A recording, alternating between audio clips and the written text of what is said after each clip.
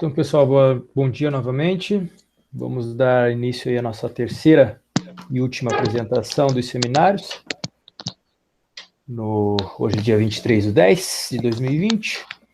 Estamos na reta final da nossa disciplina, infelizmente para alguns, felizmente para outros. Infelizmente para mim, eu achei que estava bem legal.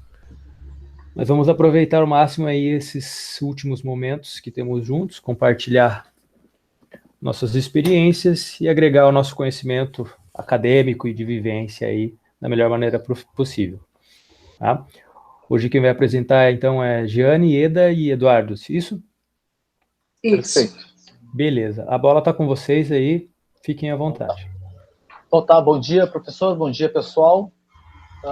O tema que a gente escolheu é um tema que tem tudo a ver com o momento que nós estamos vivendo, né? Dentro desse sentido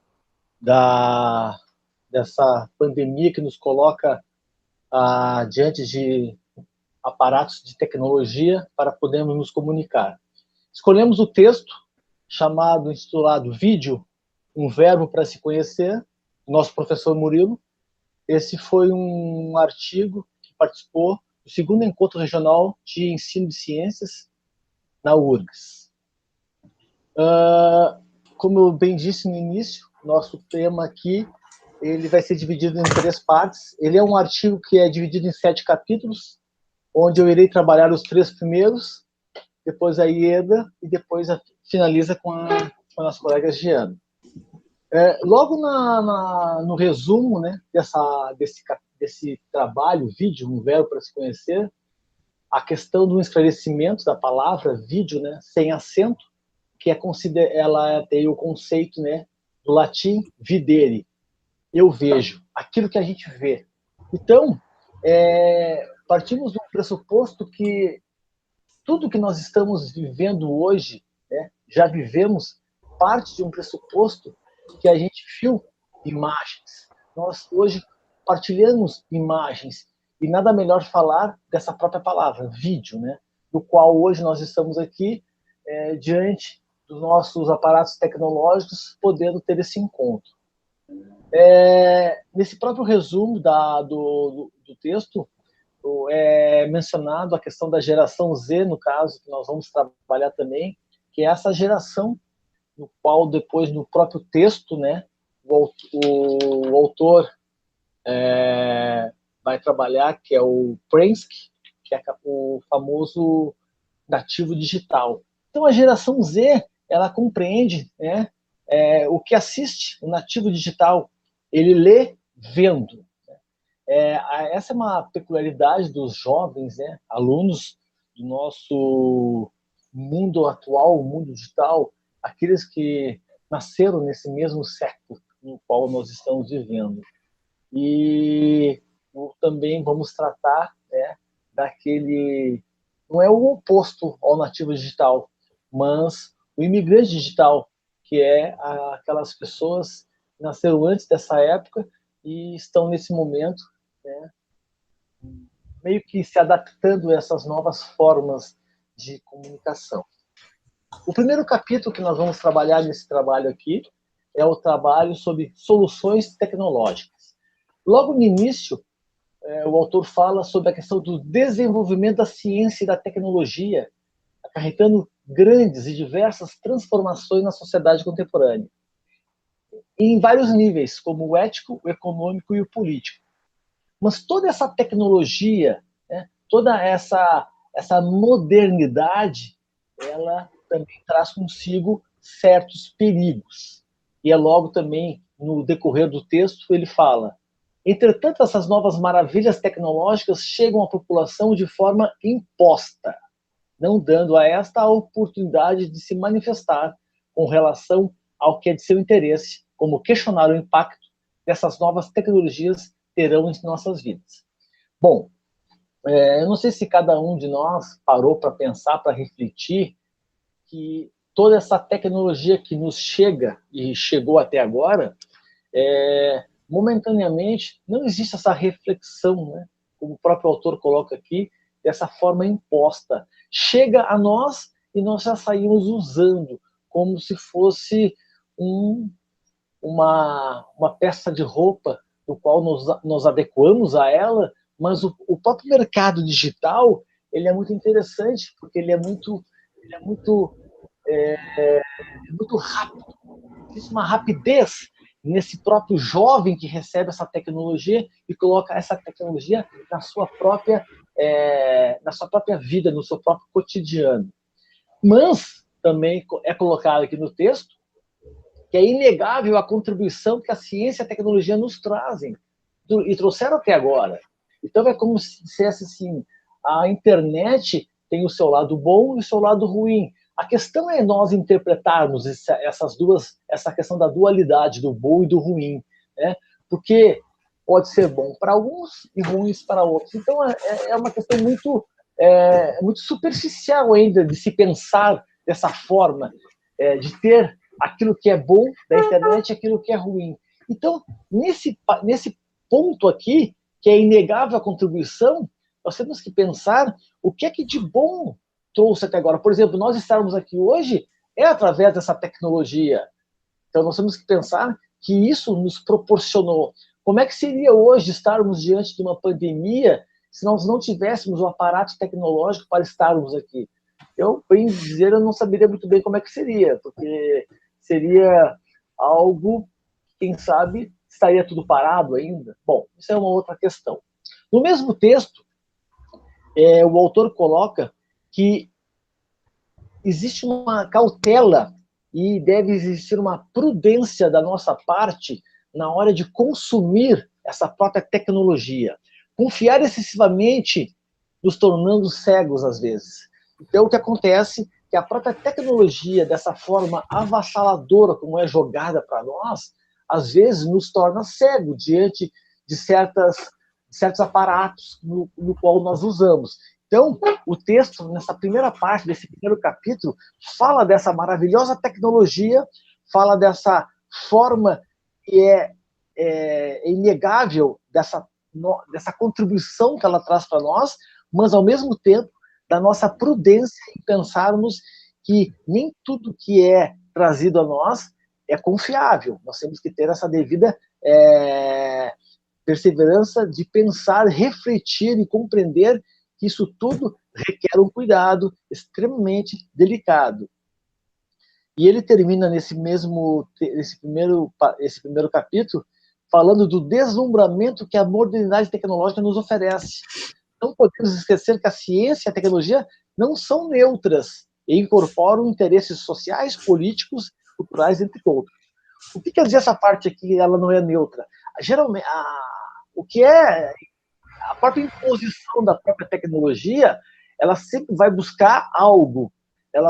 No nosso texto, nós vamos falar, nossas colegas, a Giana e a Ieda, vão trabalhar muito essa questão do consumo que a internet vai nos colocar disponível.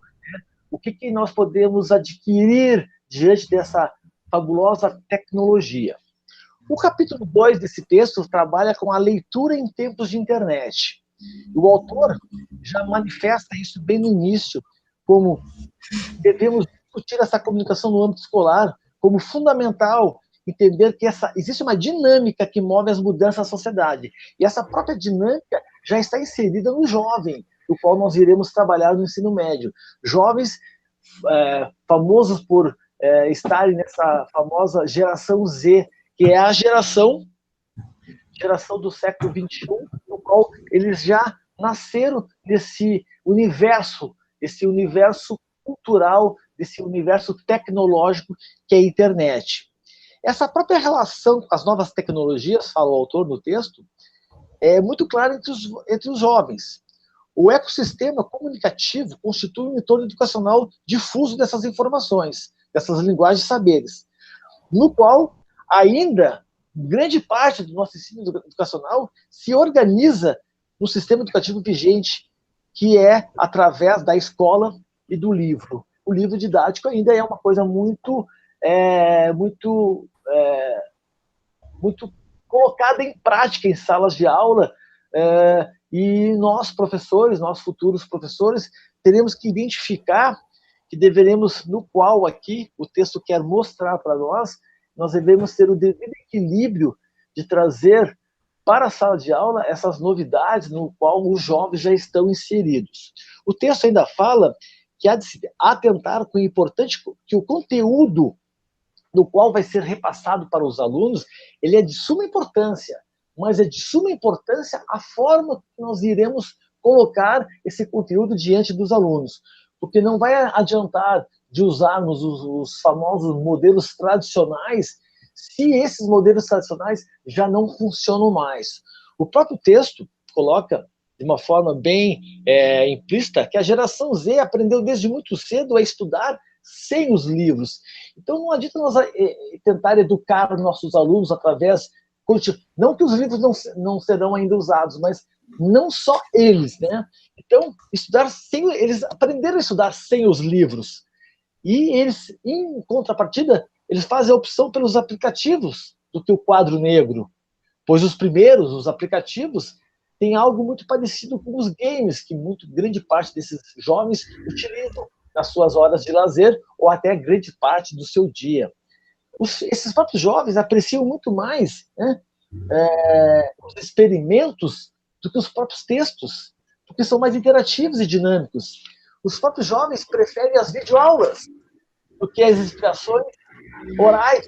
Por quê? Porque essas orações orais, parece que elas não têm como parar, não tem como dar replay. Então, é um universo para eles, de certa forma, explicitamente diferente.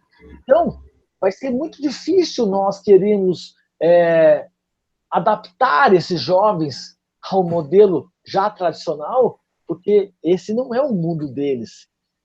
Então, o texto fala que o jovem lê aquilo que ele pode visualizar. A própria visualização, né, a explicação do professor já não basta mais. Precisa ver para entender.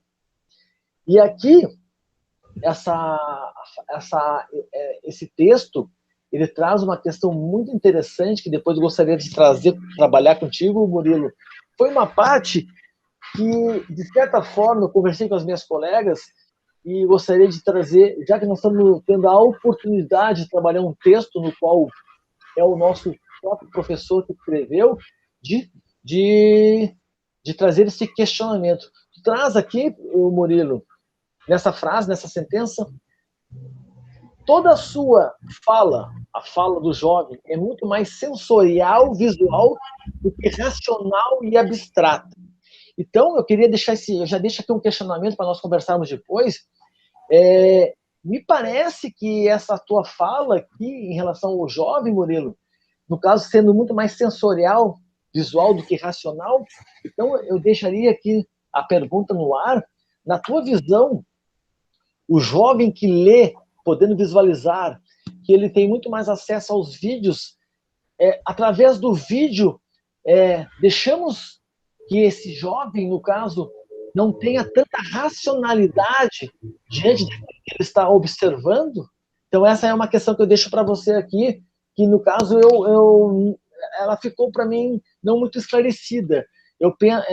Se a racionalidade no sensorial ela é menor do que uma racionalidade na leitura de um texto. Eu vou continuando aqui. Então, a geração Z compreende aquilo que ela assiste, né? Como eu tinha falado antes, o nativo digital lê vendo. E é fundamental que os professores aprendam a dialogar nessa língua, nesse estilo desses estudantes. Por quê? Como eu já disse antes, senão nós estaremos falando uma coisa que é a nossa percepção, e o jovem, diante dessa não percepção da forma com que eles estão vendo, não será a melhor forma necessária para nos colocar diante dos nossos alunos para dar a devida continuidade. Então, aqui tem uma parte final desse capítulo que é muito importante. Usar linguagens capazes de fazer eclodir experiências que façam sentido a partir do que ele já conhece. O que o jovem conhece? Conhece esse mundo que ele está inserido. E qual é o mundo? É o mundo digital. A grande parte dos jovens está inserido nesse mundo digital. Nós iremos compartilhar com vocês um vídeo que a Giana nos trouxe muito interessante sobre a questão da geração Z. Eu queria trazer aqui que nesse vídeo o nosso educador, O Mário Sérgio Cortella fala de uma questão muito interessante, que mesmo que nós façamos essa integralização desse conhecimento tecnológico numa zona diferenciada, de uma zona distante da zona da metrópole, né, muitas famílias colocarão questionamentos que a própria internet não é muito interessante para os seus filhos. Nesse vídeo, entrevistas com pais, né, e alunos de zonas bem distantes de metrópoles, no qual que eles questionam, né, eles colocam em questionamento ter ou não ter internet na casa de seus filhos. Então, é como se nós vivêssemos mundos paralelos dentro de uma sociedade, do qual é o nosso país. Então, o que esse capítulo mostra? Que nós, professores, teremos, mesmo que não tendo um devido apreço por essas tecnologias, teremos que entrar nesse mundo virtual.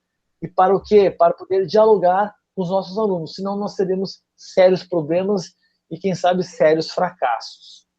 O nosso terceiro capítulo desse artigo é Os Leitores da Contemporaneidade. Esse capítulo trata da forma com que o ensino educacional vive no nosso país, que ainda é um ensino vertical, onde o professor está sempre acima, né? Como se fosse um poder maior dentro de uma sala de aula. E essa relação de autoridade, na relação de professor-aluno, de certa forma, atrapalha o próprio aprendizado, porque o professor tem que se colocar de uma forma horizontal, no qual ele possa dialogar diretamente com o seu aluno, de uma forma muito mais linear, muito mais transparente. Os próprios alunos não aceitam esse modelo de hierarquia, esse modelo catedrático, uniforme de aprendizagem, porque, na verdade, eles também querem expor aquilo que eles, de certa forma, aprenderam com a própria tecnologia da internet. Essa interação dos alunos entre eles mesmos também tem que trazer para a sala de aula para que ela se sedimente no tratamento junto ao seu professor. Então, o capítulo traz uma questão de integrar alunos e professores essas próprias tecnologias conectadas a um caminho importante na preparação para atuar nesse mundo moderno. Então, o professor tem que estar muito atento a essas mudanças. Então, de certa forma, nós, desse curso, desse ano, nós estamos tendo essa oportunidade de entrar nesse universo.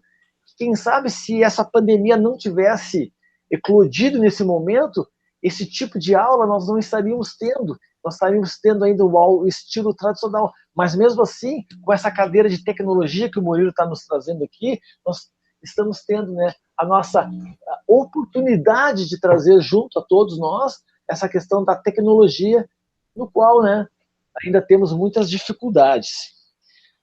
Diz o texto ainda, é prudente perceber que os estudantes também são educados pela mídia, principalmente pela televisão. Mesmo que não houvesse a tecnologia da internet, a televisão tem um formato muito interessante de fazer essa educação, né, de certa forma, não convencional para o jovem. De certa forma, essa mídia eletrônica, ela tem um prazer, mas ninguém obriga. Ela é feita através de uma sedução, de uma emoção. A televisão tem esse aspecto, depois vai ser trabalhado muito bem para as nossas colegas, de trazer esse aspecto dessa sedução, como por exemplo, uma propaganda vendendo alguns produtos, os famosos videoclipes, enfim, tantas tecnologias. Então, é citado nesse texto aqui o autor Mark Prensky, do qual ele usou o termo, né, de nativos digitais para identificar aquelas pessoas que são os falantes nativos, do qual nós já tratamos aqui, uma linguagem digital dos computadores, de videogames e internet. E também traz a questão do oposto, né, que não seria o oposto, mas a questão dos imigrantes digitais. Por exemplo, eu me considero um imigrante digital, mesmo conhecedor, mesmo não tendo tanta familiaridade ainda com a tecnologia, a gente tem certos vícios, né? No qual um dos vícios da minha pessoa é com o Facebook, ou é com o YouTube, por exemplo, na questão de vídeos. Então, de uma certa forma, aos poucos, nós nos colocamos inseridos nesse momento tecnológico, dessa mudança tecnológica. Aqui, por exemplo, o texto fala que eles passaram a vida inteira cercados, usando computadores, videogames, tocadores de música, digitais, câmeras de vídeo, telefones celulares e tantos outros brinquedos e ferramentas da era digital. Como é que nós podemos manter um ensino tradicional, por exemplo, com esses jovens, com essas pessoas, e não olhando para esse universo grandioso que é a internet? Eu sei que é muito difícil para tantos nós assimilarmos isso, mas esse é um mundo sem volta, pessoal. Nós temos que saber que quando nós estivermos entrando em sala de aula para dar aula para o ensino médio, nós, se possível, já sejamos um pouco nativos. Eu encerro aqui essa minha parte, né, desses 3 primeiros capítulos. Eu passo agora aqui a minha colega Eda, que vai dar continuidade ao nosso trabalho. Muito obrigado pela atenção de todos. Olá, pessoal, bom dia. Oi. Ieda, Oi. Antes de você começar, a gente pode tocar em alguns pontos. Sim, verdade? sim. Tá? Ok, tá ok. A primeira coisa que eu lembrei foi de um filme que eu assisti esses dias, muito, muito, muito bom. Coloquei o link ali para vocês no chat, que é o Snowden, né? Herói ou vilão. O Snowden, não sei se vocês conhecem, né? Mas é o rapaz, ele trabalhou na CIA, trabalhou em diversas agências americanas, né? De inteligência americana. E ele foi a pessoa, né, o mentor que publicizou o governo americano, né, que denunciou o governo americano por espionagem digital. Né? Então, depois disso, foi ao público aquele site Wikileaks, né, que mostrava muitos documentos confidenciais americanos. E entre as denúncias é de que o governo americano estava fazendo espionagem não só com as pessoas físicas, né, mas com empresas, pessoas públicas, políticos do mundo inteiro. Né? É um filme muito interessante, né? Aconselho vocês a verem. Ele está passando direto nesses canais fechados, tipo o FX, HBO, ele tem algum canal desses, ele tá passando meio que até direto. Eu acho que no YouTube também, se você procurar um pouquinho, você consegue assistir, ele é bem interessante. E outra, o que mais que eu notei aqui? O Eduardo me falou, né, como seria essa pandemia se a gente vivesse há 20 anos atrás, sem toda essa internet, sem todos esses meios de comunicação mais modernos, né? Esses dias mesmo eu vi no Facebook, estava escrito assim, né, imagine a pandemia quando nós tínhamos apenas aquele aparelho, né, da Nokia, grandão, que só tinha 2 cores, o cinza e o azul, né, com 20 torpedos por mês, né, ligações, se tinha, acho que 15 minutos de ligação, internet, nem pensar, e só tinha o jogo da cobrinha, né? Então seria bem... Eu era viciado nesse joguinho. Pois é, esse é do nosso tempo, né? Esse é do nosso tempo. Mas então seria até inimaginável você pensar em uma época dessa. Mas também nós éramos menos acelerados, né? Não tinha tanta... A quantidade de informações, ela talvez fosse até semelhante, mas a gente não tinha tanto acesso, assim, né? Até eu sempre conto que quando a gente via uma pessoa, né, com o celular dentro do ônibus, falava, nossa, que... A pessoa preferiu comprar um celular do que comprar um carro, né? Porque era o preço, né? Então, era muito mais difícil ter acesso a esse tipo de telefonia móvel e tal. Era bem elitizado, né, professor? Muito elitizado, muito elitizado. Até se começar a popularizar. Elitizado. Até começar a se popularizar demorou bastante.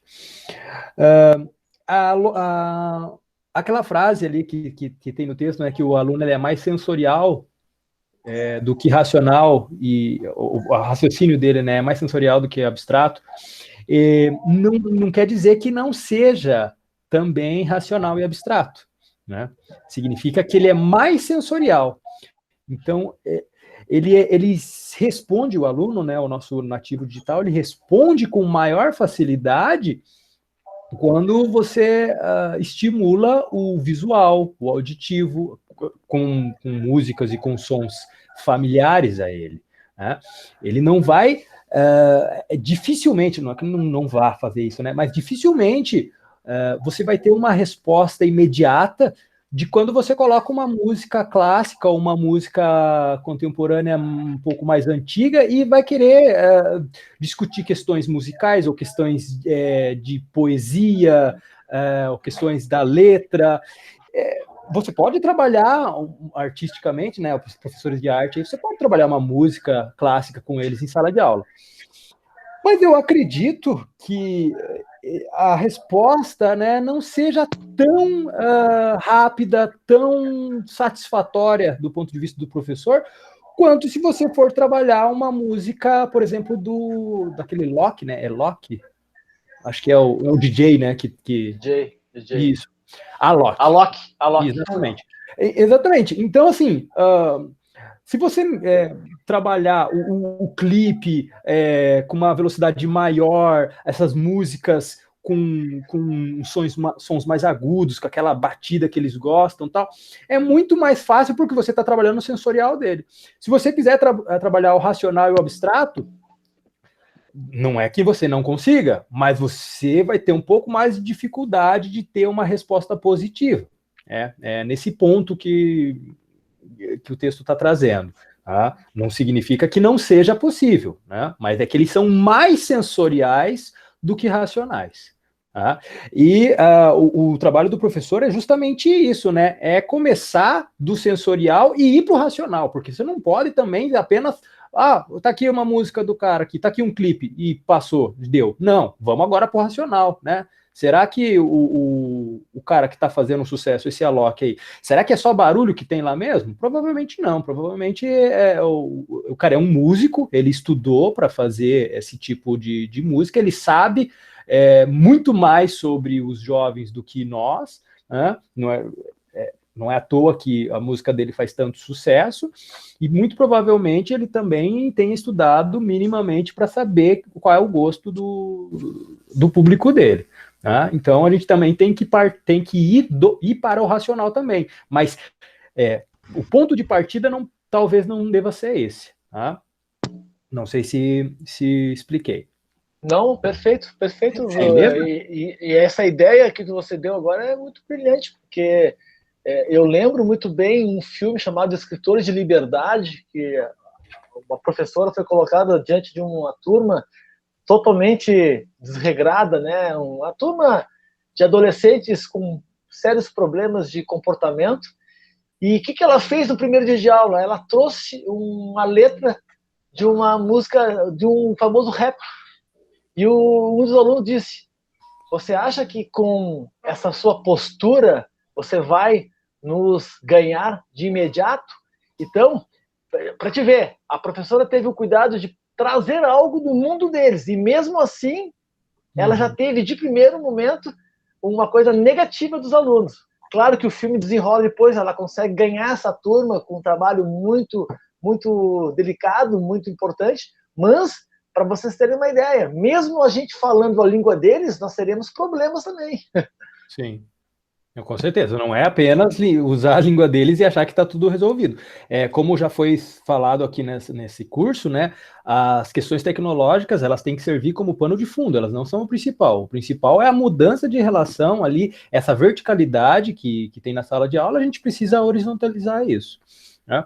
E outra coisa que você também falou é sobre a relação, né, entre nativos e imigrantes. Ok, somos imigrantes? Não tem problema nenhum de fazer isso. Mas o que acontece com o imigrante quando o imigrante chega em um país que não é o país dele?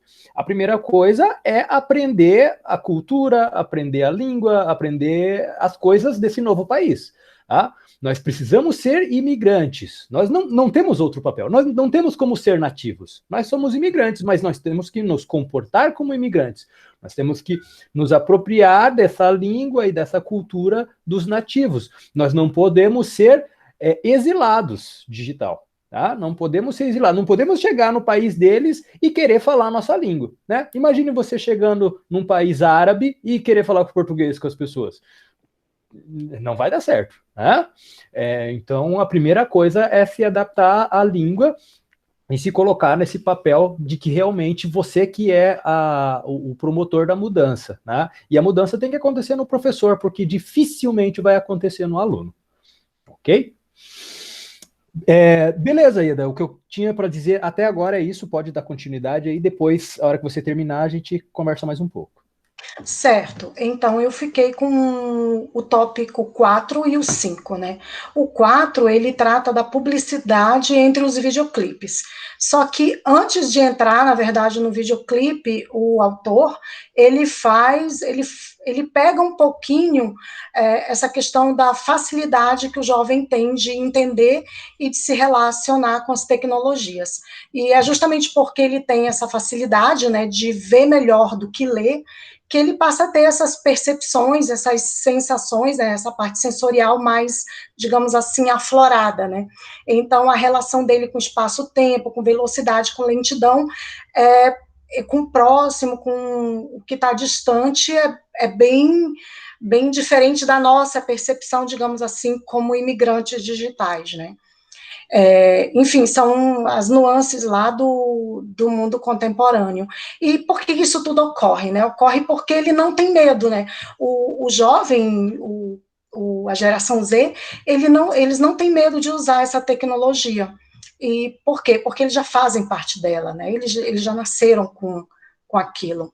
Então, é por isso que eles dominam, digamos assim, né? Eles já usam com propriedade. E aí, para que a gente possa entender um pouquinho como isso se deu, aí o próprio texto, ele vai buscar essa questão do videoclipe, né, que tudo começa com videoclipe. E eu fui buscar, historicamente, o que era o videoclipe, não o que era, mas como foi que ocorreu isso em relação à dimensão que o videoclipe tomou, né, historicamente. E aí, eu vi que foi o seguinte, eu fiz umas pesquisas na internet, e a pesquisa que eu tive foi um lançamento de uma música do Queen. O Queen foi convidado em 1975 para fazer um show na televisão, ao vivo, né? E aí eles decidiram encaminhar um vídeo.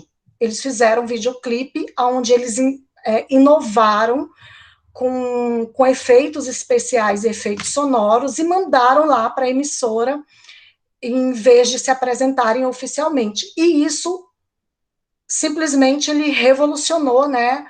Ele estourou, mudou completamente a forma de se ver a indústria fonográfica do mundo. Ela foi totalmente modificada.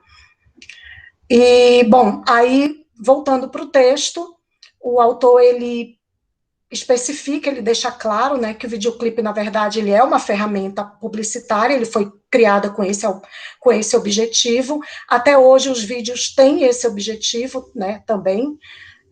Antes, o vídeo só era utilizado mesmo para cinema, e hoje ele tem novos formatos, né, novas tecnologias, e ele mudou totalmente a forma de fazer televisão, porque antes, em termos de vídeo, era só TV, né. E aí ele revolucionou a TV, a publicidade, e ele proporcionou o surgimento de outras formas midiáticas, né, como a própria MTV, que é só o videoclipe, e o YouTube. Eu fui buscar isso um pouquinho.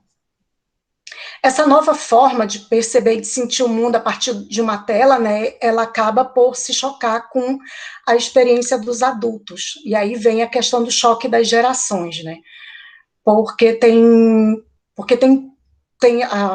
os adultos atuais, nós, né, geração do século XX, enfim, a gente tem pouca ou nenhuma, né, habilidade de utilizar os recursos modernos. Eu tiro por mim agora, na pandemia, que foram milhões de reuniões online de trabalho, e eu nunca tinha usado o Zoom, por exemplo. Daí surgiu o Zoom, o Meet, o Slack, tudo e aí a gente tem que correr para se atualizar, e mesmo assim a gente ainda apanha, né? E ainda, bom, diferente da gente, né, eles têm toda uma familiaridade, e a gente ainda continua muito naquela coisa de se informar e de aprender via TV, rádio, né? A gente ainda utiliza muito as mídias sociais oficiais, enfim, as oficiais não, as tradicionais, né? E isso significa que enquanto os imigrantes digitais assistem ao vídeo para compreender, né, a gente assiste para tentar entender o que o vídeo está querendo dizer, a geração Z, ela já compreende, ela vê e ela já consegue compreender toda essa instantaneidade, porque eles já nasceram com essa linguagem, como eu falei anteriormente. E aí, ele veio com o vídeo surgiu, claro, com um propósito específico, né, que é publicitária, vender, no caso, o videoclipe, vender a música, o músico, ingressos, enfim, mover toda a indústria fonográfica que está em torno daquele músico. Mas a gente sabe que ele vende muito mais que isso, né? Na verdade, os vídeos e até hoje os programas de YouTube, eles vendem muito mais que isso. Eles vendem os sonhos, né? Eles vendem o sonho americano, ele vende o sonho do herói, da mocinha, ele vende o sonho da cultura consumista, né? E aí a gente se lança no mercado, e ele vende sem a gente nem perceber que está vendendo. Esse é o grande, digamos assim, o grande diferencial, o grande boom que eu acho do vídeo é isso. A fórmula mágica dele é essa. E o vídeo, ele vem agregando todas as mídias tradicionais, ele agrega a TV, ele agrega o rádio, né, em um canal só, que é o próprio vídeo em si. E o meu quinto texto, que é o quinto capítulo desse texto, ele fala o seguinte, que o lugar do vídeo é na educação. Bom, como o vídeo já está inserido nessa sociedade moderna, seja como game, internet, ele é, com certeza, uma excelente ferramenta pedagógica, principalmente para a educação à distância, né? E antes da gente entrar muito nessa questão, eu vou só conceituar rapidinho, porque o texto, ele conceitua um pouco o vídeo, né? Godard, eu acho que é assim que fala, né, professor? Conceitua o vídeo como uma questão ainda não resolvida, que ainda está um pouco em aberto, por isso, para ele, vídeo significa o sentido de movimento, que pode ser pensado como um estado, um olhar, né, de algo visual.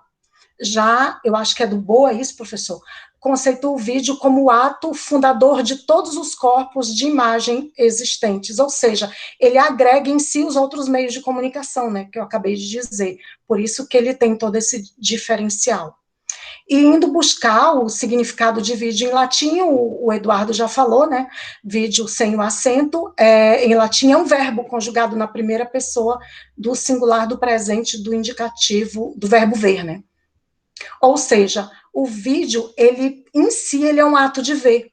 Ele é algo instantâneo, que está acontecendo agora, ele é imediatista, né, que representa o que está acontecendo naquele momento, e talvez por isso ele acaba deixando um outro processo dele, né, uma outra característica dele de lado, um pouco oculta, o texto trata isso, que é a parte que ele é um processo, ele é um dispositivo, ele é um meio de comunicação, que ele pode perfeitamente ser utilizado para diversos fins, né? Agora, na pandemia, foi usado muito para lives, tanto de artistas, quanto para reuniões de trabalho, escola, e se a gente parar um pouco para pensar, os alunos do século XX, a gente tem, assim, são 3 séculos de diferença, né?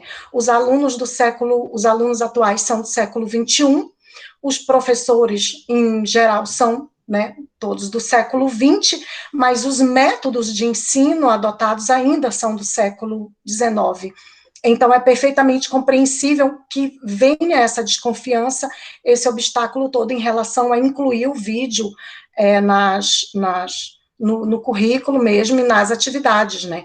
porque a gente sabe, aí eu coloquei aí na tela, que o decreto 9.057, né, de 2007, da Lei de Diretrizes e Bases, ele já estabelece, né, o ensino à distância, ele vem regulamentando isso, ele vem dando esse suporte para que essas atividades, inclusive avaliações e outras atividades do curso de ensino médio técnico, também aconteçam em formato EAD.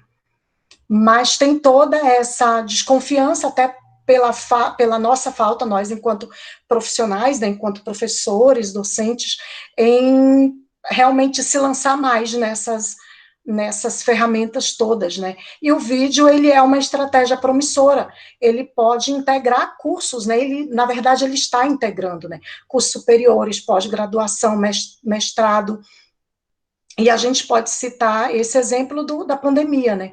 Que nós tivemos todos que utilizar a ferramenta.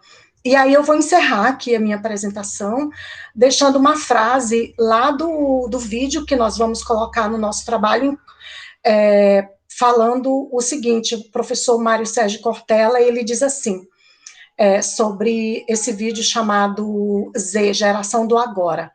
Ele diz assim, que uma mente moderna, ela não recusa a tecnologia quando é necessária. E aí agora fica com a Jeana. Professor, se eu quiser comentar alguma coisa, você pode aproveitar. Legal.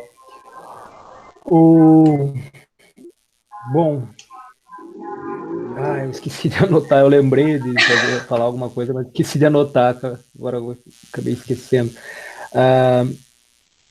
Essa distância aqui, né, que você citou aí entre a escola, o professor e o aluno, ela é muito gritante, né?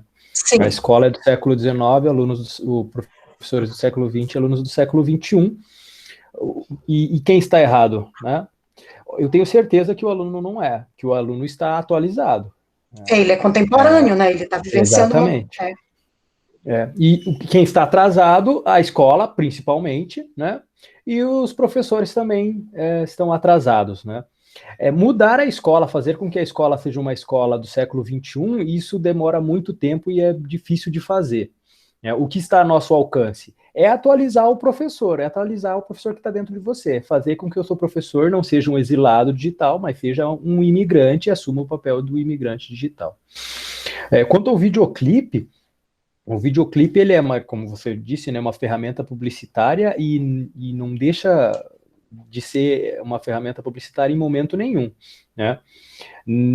É claro que existem artistas resistentes, né, a essas ferramentas de venda, né, que fazem trabalhos diferenciados, mas, em geral, o videoclipe, ele é frenético, inclusive no texto traz que muitos videoclipes, a maioria deles, é produto mais de uma edição elaborada do que de uma produção bem feita, né? Então, na mesa de edição, você faz muita coisa, você coloca efeito, você tira, você tira até as rugas da pessoa, se você quiser, né? Então, você pode fazer mágica, né, dentro na mesa de edição.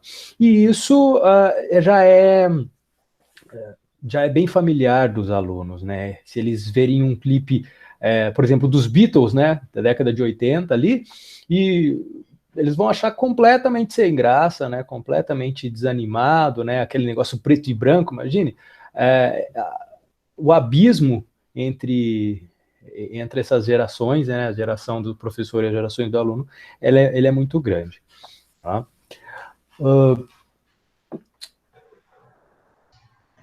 E o lugar de fala do aluno, né? O aluno, eu não sei se foi nessa parte do texto que você falou, mas é interessante deixar com que o aluno faça as suas próprias produções, né? Fazer com que ele tome as rédeas de uma produção, por exemplo, uma produção visual. Eu acho que é a Giane que vai falar agora mais para frente. Daí depois eu comento um pouquinho mais sobre isso. Pode continuar então, Giane, por favor. Só trazendo um adendo aqui que tu falou, Murilo, interessante, por exemplo, trazer em sala de aula, por exemplo, um vídeo dos Beatles numa relação com um vídeo atual, de um contemporâneo, para que os alunos possam entender, né, que o que eles estão, porque eles podem não querer ter apreço ao que nós vivemos, mas que tenham conhecimento de como é que era feito, por exemplo, o trabalho de videoclipe naquela época, numa relação com a atualidade, para fazer essa relação. Isso eu acho muito interessante, essa ideia que tu nos trouxe aí agora. Uhum. Uma outra coisa que eu lembrei agora é que o texto traz também que o ver é uma metaforização do conhecimento, né? Quando você tenta explicar para alguma pessoa alguma coisa, fala, agora eu vi, agora eu enxergo, né? Quer dizer que agora ela entendeu, né? E é nesse sentido que o vídeo ele agrega, ele convence, né, as pessoas de que ela agora incorporou esse novo conhecimento, quando ela fala, eu vi, eu entendi, né?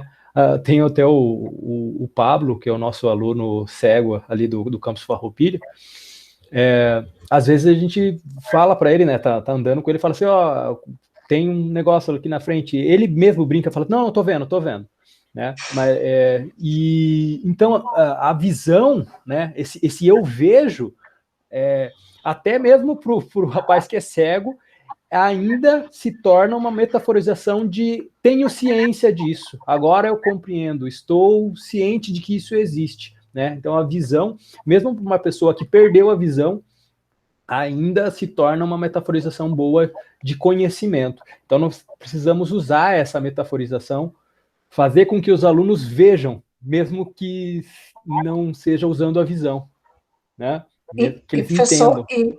Embora nem sempre realmente represente conhecimento, né? Sim, você pode ter não conhecimento de saber, de conseguir transmitir, mas a existência de alguma determinada coisa, né? Você está vendo tal coisa? Sim, agora eu sei que essa coisa existe. Né?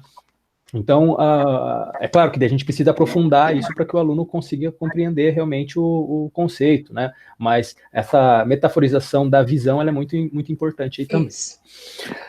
Tá, vou passar de novo para vocês aí, então. Só fazendo um parênteses, só para não perder o gancho. A própria lembrança. Esses dias eu não conseguia lembrar o nome de uma pessoa, mas na minha mente veio muito rapidamente desse veio a imagem dessa pessoa. A imagem é muito mais dinâmica do que os outros sentidos, né? Que nem quando a gente fala, passou um filme na minha cabeça. Passou um vídeo na minha cabeça. A lembrança é essa. Tá. Né? Quando vamos fazer uma avaliação, alguma coisa, a lembrança... Oi? Oi, Jane, você me escuta? Ah, tá. Oi. Isso, desliga sua câmera, porque senão a sua voz vai ficar Oi, tô escutando. E Eda, se você puder desligar também o seu microfone. Isso, deixa só o microfone ligado, que daí a gente escuta bem. Estava falando sobre a lembrança, né? Acho que ela fica com como delay, ela acontece na... Tá ouvindo? Estão ouvindo? Oi. Prossiga. Sim, como que a lembrança acontece na cabeça da gente, né? A lembrança, quando a gente lembra de algo, geralmente é imagem, né? A imagem é muito mais rápida, assim. Esses dias eu estava tentando lembrar o nome de uma pessoa. A imagem dela, na minha mente, veio rapidamente. Mas até lembrar o nome da pessoa, demorou, né? Então, a imagem é mais dinâmica no cérebro, no nosso processo cerebral, né? Isso. Lembra que o Eduardo falou ali do sensorial e do racional, né? O sensorial, a foto, né, da pessoa veio mais rápido do que o racional, que é o nome, né? Que você lembrar o nome da pessoa, lembrar como escreve o nome ou algo que remeta ao nome. Então, isso é isso que o texto quis trazer, que o sensorial é mais rápido, é mais dinâmico do que o racional e do que o abstrato. Pode prosseguir. Então, a minha parte do trabalho, que eu vou falar, é sobre a tecnologia ótica de autoconhecimento.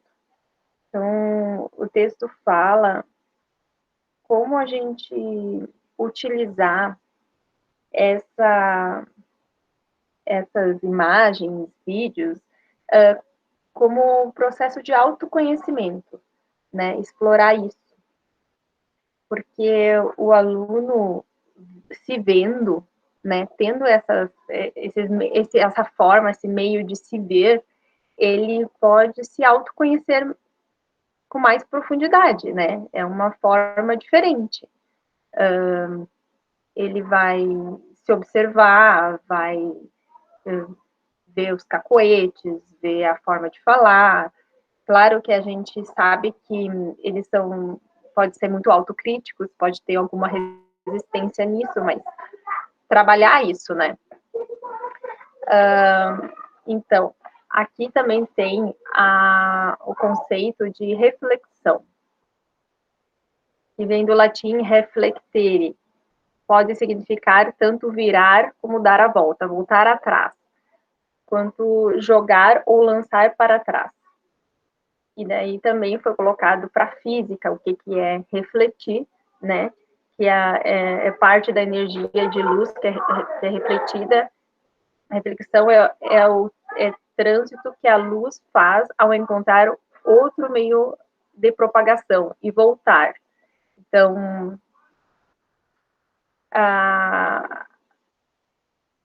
utilizar essa forma de tecnologia, podendo pegar o sujeito e observar o objeto, e esse objeto é a própria imagem dele, né, faz com que ele possa aprender ou modificar uma relação consigo mesmo. E vai ser uma forma de aprendizagem. A gente sabe que conhecer a si mesmo é uma tarefa para uma vida inteira, né? Mas é uma forma desse aluno evoluir muito em vários aspectos, né? Se autoconhecendo.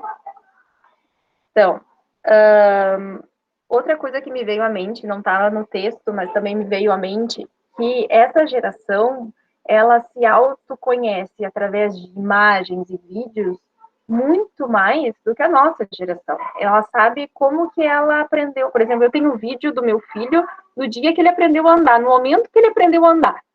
Eu consegui capturar isso. Então, ele vai ter um conhecimento da sua própria história muito mais profundo do que eu tive, que foram poucas fotos em um vídeo, né? Então, ele vai ter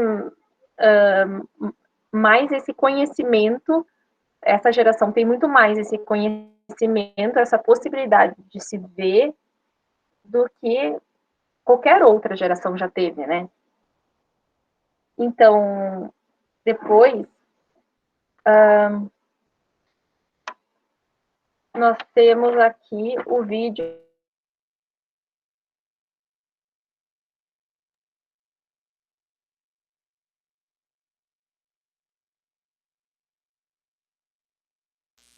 Vocês querem passar o vídeo agora? Eu tô caindo. Estão me ouvindo de novo? Agora sim. Tá.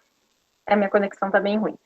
O vídeo em aula, sobre o vídeo em aula, então, nós temos assim, o professor, ele saber utilizar esse meio, né? O aluno, já temos alunos bem integrados com vídeos, né? Bem áudio, bem visuais, né? Então, aproveitar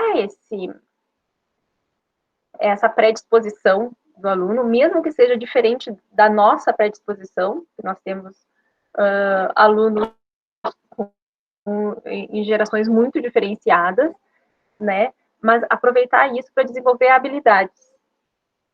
Então, a parte, eu dei uma pesquisada e vi, assim, tinha até uma pesquisa que uma professora fez com uma escola municipal em Segredo, e ela viu, assim, ela fez um levantamento de alguns professores, de 18 professores, né? Então, ela fez uma entrevista. Você utiliza vídeo? 16 disseram que sim, 2 não. Então, e muitos esporadicamente, né? Não é uma coisa diária, não é uma coisa semanal, esporadicamente, passam algum vídeo para o aluno para depois discutir.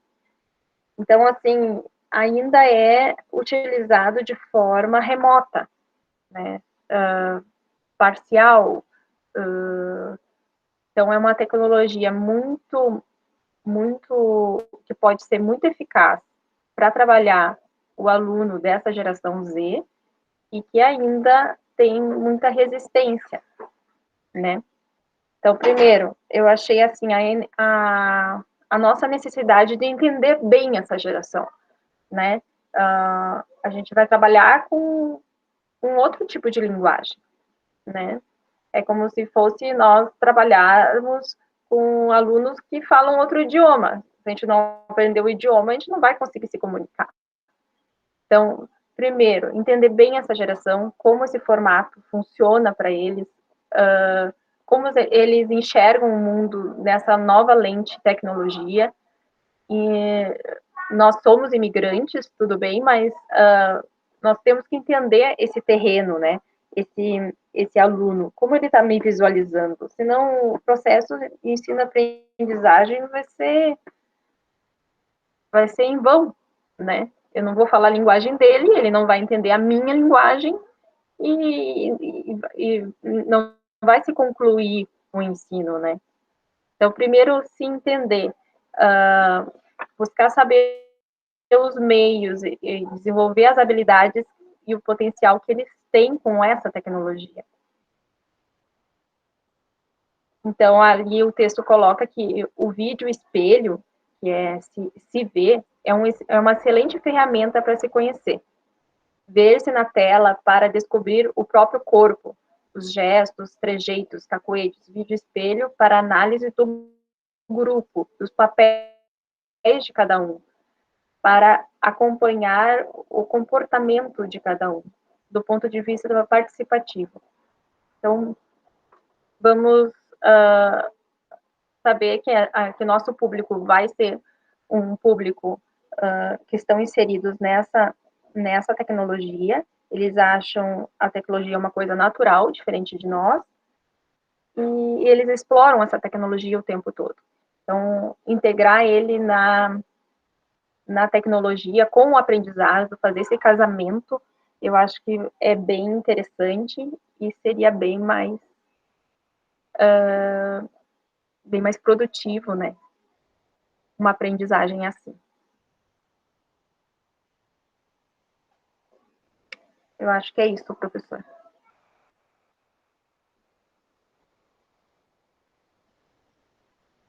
Beleza.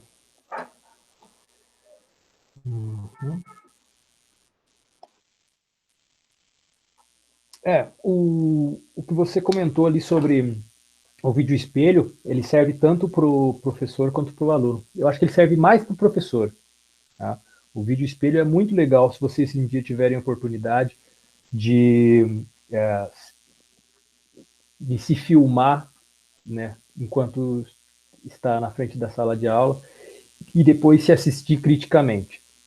Eu tive já essa oportunidade já bem cedo, já na minha carreira de professor, e a partir de então eu comecei a fazer críticas sobre, como se eu estivesse realmente assistindo a aula de outra pessoa. E nessas filmagens, tudo, a gente acaba criando um acervo, né, de filmagens. E eu comecei a reparar que alguns cacoetes, como eu falava bastante, eu falava, né, tá, ok, toda hora. Eu falei, puxa, isso aqui é chato, né, para quem está escutando. Inclusive, na hora de edição, é bem engraçado que o áudio ele tem um gráfico, né, e o gráfico dos né, dos tal e dos ok, ele já é meio característico. E, às vezes, sem escutar, eu já sei onde que tem que cortar e tirar essa parte. Então, se você assistir uma aula minha de 5 anos atrás, nossa, é horrível. É muita repetição, sabe? E hoje já não. Hoje eu consigo falar menos coisas desnecessárias. Eu consigo me concentrar mais naquilo que é efetivo realmente, naquilo que é importante. E isso, é claro, como a Jane falou, é um exercício para a vida toda. Mas quanto antes vocês tiverem oportunidade de se observar em atuação, vai ser muito bom. Isso não é só para profissionais da educação, isso para qualquer área do conhecimento, do autoconhecimento. Eu converso com um professor de educação física e ele me dizendo, quando a gente fazia natação, e ele falando assim, você quer que eu filme você nadando? Eu falei, tá, filma então, né? Mas para quê? Fiquei pensando. Aí depois eu cheguei quando eu assisti o vídeo, né? Falei, nossa, olha só, eu tinha que levar o braço mais lá para frente, né? Ó, a pernada aqui não tá tão legal. Então, assistir a sua performance, seja ela qual for, seja fazer uma atividade física, seja ela numa reunião, por exemplo, depois que você pegar essa reunião gravada e assistir a parte que você se apresentou ali, você vai falar, puxa, podia ter mudado a frase, podia ter falado mais rápido, podia ter falado mais devagar, podia ter usado mais as mãos, podia ter usado menos as mãos. Você vai fazer as suas críticas. Tá? Então, qualquer tipo de performance que você consegue se ver é muito bom para melhorar a sua performance. Tá? Como eu falei, numa atividade artística, por exemplo, um teatro, né? O ator, ele com certeza, ele vai se conhecer melhor à medida que ele vai atuando, mas à medida que ele vai se assistindo também. Porque se alguém chegasse para você hoje e falasse, olha, você fala muito rápido. Capaz, né?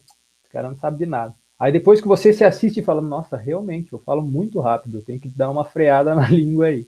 Tá? Esse é só um exemplo, mas você vai conseguir se convencer de que você não é perfeito, né? É fácil imaginar, não, eu não sou perfeito, mas é engraçado quando você vai fazer uma entrevista de emprego, né? Fala assim, algum defeito? Eu falo, sou muito perfeccionista. A pessoa não consegue dizer um defeito. Isso é natural, é muito complicado colocar defeito em si mesmo. Mas a partir do momento que você se assiste, se vê no espelho, fica mais fácil. Esses defeitos eles começam a aflorar para você de uma maneira mais dinâmica. Então, se observar é muito bom. Aconselho fortemente de quando vocês tiverem a oportunidade de se filmar apresentando ou fazendo qualquer coisa que vocês queiram melhorar, façam que é um remédio aí para melhorar a sua aula, tá? Isso daí eu garanto que, claro, se você levar esse compromisso a sério, não tem jeito de continuar ruim. Você vai sempre melhorar. Ó, tem plateia aí, ó.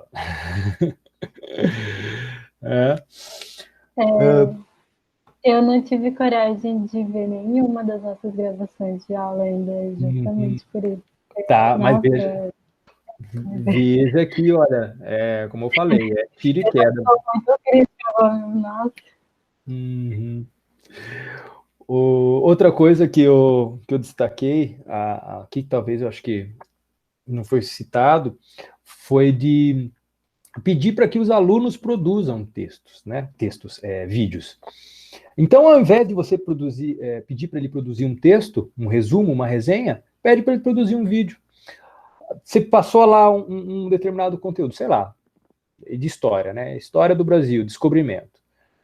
Você pode pedir um resumo para ele, falar, faça um resumo aí de até 2 páginas sobre o que você entendeu do assunto. Isso é coisa do século XIX, certo? Você pode, ao invés disso, falar, olha, agora na pandemia é mais complicado, né? Mas você poderia fazer assim, façam grupos aí de 3, 4 pessoas e me façam um teatro, uma peça teatral sobre o descobrimento. E filma para mim e depois me manda. Vocês vão ver, vocês vão ser surpreendidos positivamente com os trabalhos que vão acontecer. É claro que vão vir aquelas coisas que você fala, meu Deus, que horror.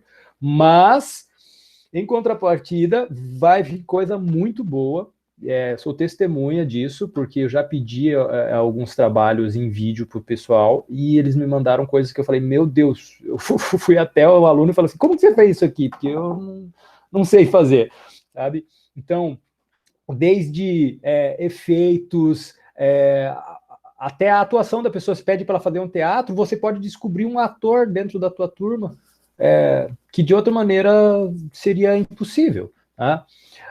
Eles vão perceber automaticamente, sem você falar, que não é no improviso que acontece as coisas. Primeira coisa, faz um script, quem que vai fazer papel de quê, quem que vai filmar, vou colocar a câmera num pedestal, alguém vai filmar, vai ter um narrador, o texto, quem que vai organizar. Então, tudo isso, você não precisa falar, mas eles vão perceber que é necessário uma organização. Tá? E essas coisas, elas não é uma organização pro vídeo, mas é uma organização para a vida. Tudo que você vai fazer, você tem que se organizar antes. Tá? Então, eles vão acabar percebendo que uma tarefa que parece simples pode ficar complicada. É claro que você pode pegar o celular aqui, gravar um negócio e mandar. Tem um cacuete de nós nativos, desculpa, nós imigrantes digitais, que pelo menos eu, né? Você grava um áudio para alguém, né? E aí você escuta o áudio. E depois você manda. Eu, pelo menos, escuto. Tá? Acho que todo mundo, professor. Aí é que tá. Os mais jovens, não. Eles falou e enviou. Não tem esse negócio de tipo, fiquei enrolando demais. Esse dia eu falei para minha esposa, eu falei, nossa, você grava um áudio de 1 minuto e meio. Pelo amor de Deus, corta em 3 áudios de 30 segundos, porque ninguém merece, né? E os nativos digitais, não, eles mandam áudio, eles são mais objetivos, às vezes, do que a gente. Então, eles gravam coisas curtas e mandam e não quer nem saber se ficou bom ou não, né? Então, esse mais um cacuete dos nativos digitais. Então, veja que fazer... Para produzir um trabalho, por exemplo, você quer gravar um áudio? Grava, mas você vai ter que ver ele de novo, vai ter que escutar ele de novo para ver se está tudo certinho, do jeito que você está. Vai ser um trabalho, não vai ser uma mensagem que você vai mandar para o teu colega. Aí você coloca a crítica ali para o aluno também, fala, é para fazer um negocinho bacana, né? Não é para me entregar qualquer coisa. Vocês vão se surpreender positivamente com os trabalhos. Então, muito bacana vocês pedirem produção de vídeo para eles. É claro, né, que você pode fazer a partir de um celular, ou você pode ter uma câmera, um editor do bom e do melhor, mas você consegue fazer trabalhos bons mesmo com poucos recursos. E os recursos que a gente precisa, na verdade, para produzir um vídeo é um telefone celular com câmera, às vezes um microfone, aquele de microfone de lapela, que nem vocês estão usando aí, para o áudio ficar melhor. Aí, às vezes, o cara também não usou um microfone desse, percebeu que o som não ficou ruim. Todas essas coisas você não precisa nem falar, eles vão aprender automaticamente, né? Não que alguns já sabem, mas alguns vão aprender. Então, a tecnologia, ela tem essa característica de ensinar automaticamente. Quando você pega um aplicativo novo, ontem mesmo eu estava baixando um aplicativo ali para... era um jogo de futebol ali, que eu gosto de jogar no meu iPad, e aí... logo que você abre, já está dizendo onde clicar. Clique aqui para comprar jogador, clique aqui para substituir o jogador, clique aqui para fazer tal coisa. E a tecnologia, ela tem muito disso, tá? Ela tem muitos atalhos, coisas que a gente não está familiarizado, porque na nossa época não tinha atalho. Na nossa época a gente tinha que pegar a Barça e ler o capítulo inteiro para saber um ou duas frases que você ia aproveitar. Mas hoje em dia não, você tem que dar um Ctrl F num site ou em um texto, ele vai diretamente para onde você quer. Então os atalhos, eles são características das tecnologias e os nossos nativos digitais sabem muitos atalhos, né? Muito mais do que a gente. Então usem essa ferramenta, né, de avaliação como produção de vídeo, que vocês vão se surpreender. Deixa eu dar uma olhada aqui no chat. O filme tem um documentário no Netflix, O Dilema das Redes. Esse daí eu não vi, vou dar uma procurada. A Eduardo colocou, é como se o pensamento se transformasse em um vídeo. Justamente, né? Você produz um vídeo na tua cabeça sobre uma coisa que passou, sobre uma pessoa, ou você imagina alguma coisa que vai acontecer, você já produz um vídeo, ó, eu vou ficar aqui, a tal pessoa vai ficar aqui, eu vou conversar com ela, enfim. Você está prevendo, né? Não, é claro que não com toda a definição que tem um vídeo, mas os pontos principais você consegue colocar na tua mente como você pretende que a situação ocorra. Tá? Então você consegue produzir mini vídeos na sua mente e depois você inclusive pode comparar com o vídeo real, né? Ver o que deu certo, o que deu errado, o que você planejou e que realmente aconteceu, o que aconteceu que não havia sido planejado. Então,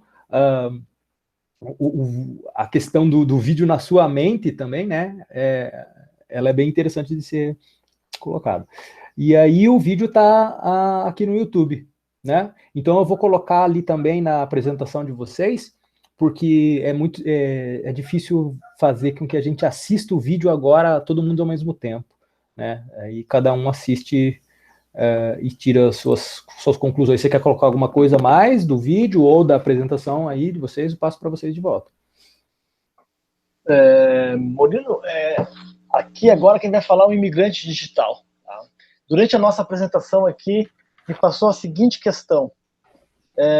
Nós, imigrantes digitais, estudamos grande parte da nossa vida através de livros. Então, a história que nos foi contada sempre foi através do papel, textos. Né? Eu te colocaria da seguinte questão. Essa nossa geração, essa geração da modernidade tecnológica, se não souber guardar bem essa documentação toda que está sendo gerada, tá? Existe uma grande documentação sendo gerada nisso tudo, entre vídeos, fotos, tudo isso. Nós temos hoje onde guardar essa tecnologia. Mas dias atrás, por exemplo, mexendo aqui nas minhas coisas, eu encontrei disquetes. Disquetes com fotos, trabalhos. E o que eu vou fazer com essa ferramenta tecnológica que eu encontrei aqui na minha casa? Eu sei que eu acho que ainda tenho condições de poder reaver esse material, mas eu vejo que hoje eu teria uma grande dificuldade de reaver esse material. Na tua visão, esse mundo tecnológico de hoje corre perigo de perder com o tempo tudo isso que está sendo produzido? Difícil de responder essa pergunta. Mas analisando a tecnologia, acredito que não. Porque da mesma maneira que você produzia um texto antigamente e guardava num papel, num livro, hoje você pode produzir um texto ou pode, inclusive, reaver esses trabalhos de maneira digital, colocar na nuvem e resgatar quando você quiser. Tem outro ponto também, que a gente fica muito dependente, né? E esse é o ponto mais perigoso, a gente fica muito dependente da tecnologia. Quer dizer, que se esses dias o Google mesmo, né, caiu. Eu tentei, era uma terça-noite, e todos os serviços do Google estavam indisponíveis. Existe uma possibilidade de dar uma pane e negócio? Olha, é difícil falar, mas não é impossível, né? Não é impossível de as coisas sumirem da rede, sumirem a Deep Web. Eu não sei se vocês sabem o conceito da internet, mas existe a internet clássica, que é essa que nós comunicamos, que ela é enorme, ela é gigante, mas existe a Deep Web, que é a internet profunda, como se fosse um iceberg, né? O iceberg, ele aparece só 10% para fora da água, a maior parte do iceberg 90% do iceberg está dentro da água. A internet é assim também, 10% está visível para usuários comuns, normais, e os outros 90% é destinado, não é destinado, né, mas é onde estão informações empresariais sigilosas, informações governamentais, informações de bancos, informações de hackers, informações que mais privilegiadas, né, em que só pessoas que realmente sabem o que estão fazendo, que vão ali mexer na Deep Web. E essa internet, ela está disponível aí para todo mundo usar, porque existe um lugar físico em que essas coisas estão armazenadas, né? Eu não posso te dizer que esses lugares eles vão ser eternos, né? Porque amanhã depois acontece alguma coisa inesperada, por exemplo, uma tempestade, caiu um raio, queimou um monte de equipamento, o site saiu do ar. Por exemplo, o YouTube saiu do ar. Poxa, um monte de aula, eu tenho mais de 100 aulas gravadas ali, o que eu vou fazer agora? Não tenho tudo isso no meu computador, né? Porque se tivesse tudo no meu computador, eu ainda tenho uma segurança, mas não tá na nuvem. Então eu não posso te garantir que esse serviço do YouTube, por exemplo, vai ser eterno, mas fica complicado eu ter um backup na minha casa, porque isso custa caro. Para comprar um HD para conseguir guardar tudo isso aí, um HD bom agora deve ter uns 500, 600 reais. Então, a gente fica à mercê da tecnologia, e a tecnologia ela avança. Amanhã depois a gente vai ter outras plataformas melhores do que essa, mas a gente sempre vai ter dependente delas, né? O que a gente tem que ser crítico é não ser escravo, né? Fala assim, poxa, acabou. Tem um episódio dos Simpsons que é muito bacana, que o Bart, ele sempre apronta na escola, né? E aí ele pega todos os livros dos professores e guarda. Então os professores ficam sem livros. Aí fica aquela situação constrangedora, né? O professor fica na sala de aula e ele, tá, o que eu vou fazer agora? Como se o livro fosse a segurança dele. Quer dizer que sem o livro acabou o professor? Né? Aí a Crabapel fala assim, hoje o Ralph que vai dar aula, o Marte que vai dar aula, que é o CDF da sala, hoje é ele que vai dar aula, e ele começa a dar aula dele. Mas, veja, quer dizer que se hoje se extinguir os livros, acabou a escola, né? O professor só existe a partir dos livros. É a mesma coisa eu com o YouTube. Quer dizer que se tirarem o meu canal do ar, e eu não sei mais fazer nada. É isso que não pode acontecer. Não acabou o YouTube? Não, eu vou gravar mais um agora. Ou eu vou dar uma outra aula sem o vídeo. Então, a gente não pode ser escravo a ponto de extinguir o nosso serviço, né, de minar o nosso profissional a partir da tecnologia. Pô, se der um pau no meu computador aqui, poxa, vai ficar mais difícil, mas eu consigo me virar. Entendeu? É isso que tem que acontecer, que a gente não pode ser escravo da tecnologia. Tá? Mas agora, se esses serviços vão continuar aí, é muito difícil, sabe? São várias questões em jogo aí. Não sei se te respondi, eu acho que deixei estar com mais dúvida. Mas é um pouco... Não. Está respondido. A tua resposta coloca essa questão do perigo que a gente vive de guardar essas, entre aspas, lembranças, ou seja, o que for, nesse mundo virtual. Mas também tem que saber se tu tem condições de guardar isso de outra forma, que é muito difícil de saber. Eu tenho aqui na minha casa, por exemplo, ainda fitas em VHS, por exemplo. Não botei meu último videocassete fora, por exemplo. Por quê? Porque só ali eu posso ver. Então, hoje tu pode passar as fitas VHS para um outro tipo de outra ferramenta. Mas eu não sei até quando esse tipo de ferramenta ainda vai estar disponível para nós. Então foi por isso que esse questionamento, eu sei que é meio não é que seja utópico, né, Murilo, mas ele é pertinente, porque na verdade, como tu bem disse, o Google ficar fora do ar por 1 hora, por exemplo, o caos que causa, né, na nossa sociedade, né, é incrível. Sim. Isso eu usei o exemplo, né? Mas o Moodle, às vezes não, né? O Moodle mesmo, várias vezes fica fora do ar aí, às vezes alguns dias. E se acabou o Moodle, como que a gente vai fazer? A gente tem que buscar alternativas, a gente não pode ser dependente dessas tecnologias. Ok, gente? Maria Amélia, Juliano, querem colocar alguma coisa? Gelossi? Então, acho que vocês trouxeram tudo, né? O que me chamou a atenção ali é aquela questão de rever as gravações, né? Quando eu entrei na sala de aula, a primeira coisa que eu fui fazer primeiro eu fui identificar onde eu estava chegando, né? Porque eu estava trocando uma cultura, né? Eu tava vindo de Pelotas indo para Farroupilha. Muda bastante, né? E depois eu comecei a procurar como eu iria dar uma aula, né? Uma aula que fosse, né, adequada. A gente tem sempre nossos espelhos dos nossos professores que a gente tem ao longo da nossa vida, né? Mas aí eu fui procurar algumas informações e sempre chegava num consenso de que teria que treinar, né?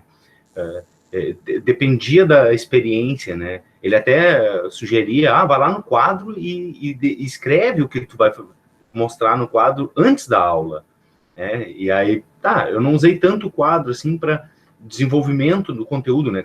Não acho mais tão útil assim passar todo o quadro, todo o conteúdo no quadro escrito, né? Uma lâmina, ela se torna um pouco mais ágil nesse sentido. Então, eu usava o quadro mais para a resolução de exercícios, né? E quando eu comecei a fazer isso, eu olhei meu quadro e eu disse, que é isso? Não tem como entender. Não tinha como. Eu tinha que treinar mesmo. Então, o que eu fiz primeiro? Antes de ir para o quadro em si, eu comecei a fazer organizações em folhas, né? De como eu ia colocar isso no quadro. Mas foi uma experiência bem legal.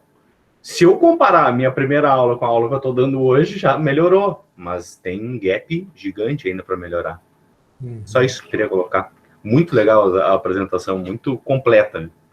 Bacana. Tem uma estratégia que se chama microensino. Eu não vou lembrar agora o nome do autor, é um autor americano que percebeu que na faculdade dele tinham muitos professores que não eram licenciados. Então, por exemplo, tinha lá um engenheiro que foi contratado para dar aula de física ou matemática, mas o engenheiro nunca deu aula. E ele não sabia como dar aula. E ele chamou essas pessoas, né, que não eram licenciadas, que não tinham dedicado tempo à licenciatura ou à pedagogia, e falou assim, vamos dar uma aula uma aula não, né? Vamos fazer um curso de licenciatura aqui instantâneo, né? Rápido. Tem que durar no máximo 8 horas. E aí um dos exercícios é esse. Você pede para o cara lá dar uma aula, e aí tem uma plateia, né, de todo mundo ali que está assistindo, e aí as pessoas vão falando, olha, o que você não gostou da aula do fulano? E aí as pessoas vão anota tudo. E aí você filma, né? O cara dá uma aula de 10 minutos, aí depois se discute, né? Vamos lá, a aula da Giane, estava ruim isso. A aula da Eda, estava ruim isso. E todo mundo fala. E o negócio é para você realmente descer o porrete na aula do outro e falar o que você não gostou. E a pessoa fica indignada, fala, como assim? Essa pessoa está dizendo isso da minha aula? É tão ruim assim?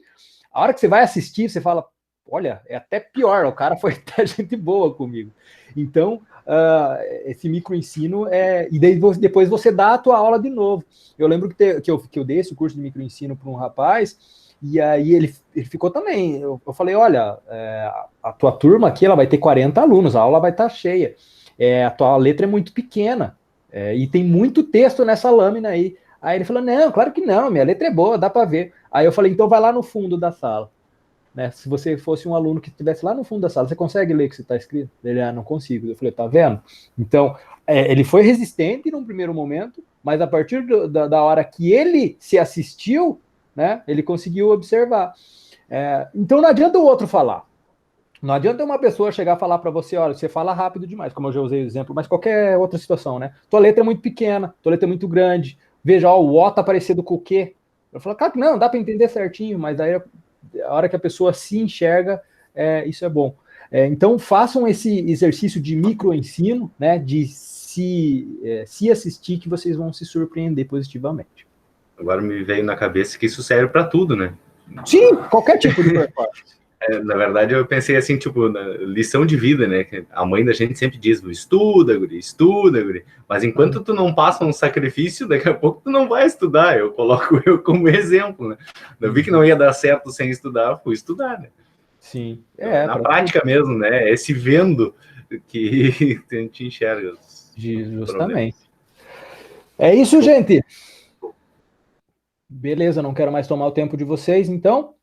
Muito boa apresentação, parabéns. Tá? Não esqueçam de colocar individualmente a tarefa, completar a tarefa lá no Moodle para eu poder dar a nota para vocês. Ok? Assim que tiver disponível aqui a gravação, eu coloco no YouTube também, para vocês se assistirem. E aí a gente se vê na próxima sexta-feira com... Aí, dá um tchauzinho pro pessoal. Aê! A gente se vê na próxima sexta-feira. Bom almoço para vocês. Obrigado, professor. Valeu. Tchau, professor. Bom almoço. Tchau, valeu. Tchau, tchau. Valeu, colegas. Valeu, gente.